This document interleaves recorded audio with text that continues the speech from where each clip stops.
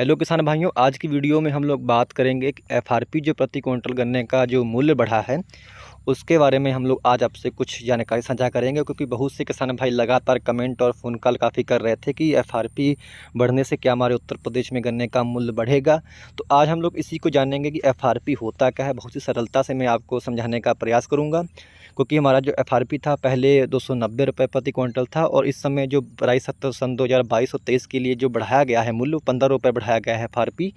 तो अब 305 रुपये प्रति क्विंटल का एफआरपी हमारे भारत में हो गया है। तो आज हम लोग जानेंगे कि एफआरपी होता क्या है। तो इससे पहले जो किसान भाई पहले बार हमारे चैनल पे आए हों तो कृपया हमारे चैनल को वो किसान भाई सब्सक्राइब जरूर कर लें। जो किसान भाई एफआरपी होती है वो एक तरीके की एमएसपी का हम लोग उसको भाई ही बोल सकते हैं। क्योंकि एफआरपी जो भी हमारा सेंट्रल गवर्नमेंट तय करती है गन्ने का रेट, वो किसान भाई उसके नीचे हमारे एफआरपी के नीचे कहीं भी पूरे भारत में गन्ने की खरीद नहीं हो सकती। यानी कि जो हमारी फैक्ट्रियाँ गन्ना खरीदेंगी वो एफआरपी रेट के नीचे किसानों से नहीं खरीद सकती हैं।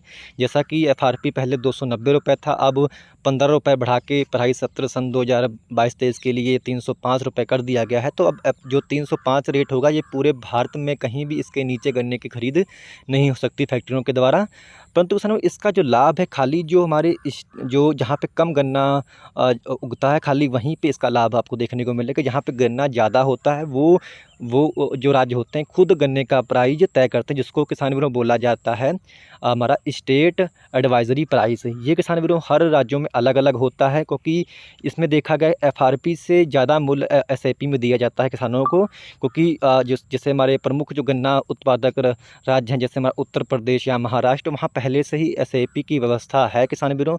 आप एफआरपी का वहाँ पे कोई बेनिफिट नहीं मिलता, क्योंकि एफआरपी से ऑलरेडी एसएपी का पहले से ज़्यादा मूल्य होता है। जैसे हमारा उत्तर प्रदेश में 350 रुपये गन्ने की खरीद होती है एसएपी के द्वारा।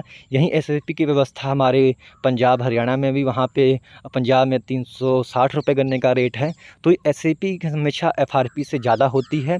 जिन राज्यों में एसएपी व्यवस्था लागू है जैसे हमारा उत्तर प्रदेश या फिर हमारा पंजाब या हरियाणा, वहाँ पे एफआरपी का किसान कोई बेनिफिट किसानों को नहीं मिलेगा। वो खाली उन राज्यों के लिए जहाँ पे एसएपी व्यवस्था नहीं है।